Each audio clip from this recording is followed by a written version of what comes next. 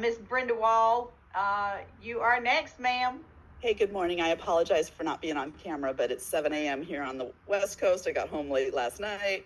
I'm glad to be on the call. First of all, Linda Lamb said it in a text too. Thank you for allowing cousins of Team Pinnacle to be there. Of course. You said something on the Monday before Christmas that made me do two things I never do: an overnight flight and a double connection. I don't do those anymore, and I did it to get there, and I am grateful. I am grateful. Melissa Collins said when she was a very successful business owner, she had a qualifying life event that led her into MLM. And how many people have we talked to before who were fine, but they've had a qualifying life event since? So we need to go back and talk to our warm market again, because people have qualifying life events all the time.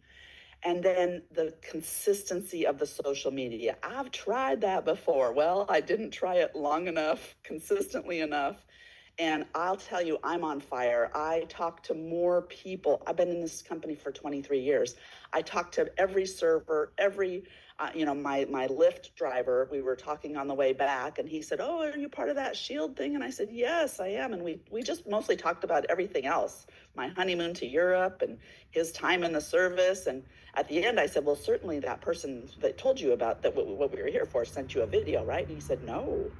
I said, "Oh, can I send you a video?" And he said, "Absolutely."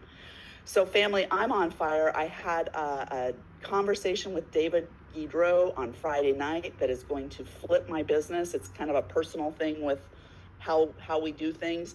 And I will have my $100,000 ring by New Orleans. So thank you for having us.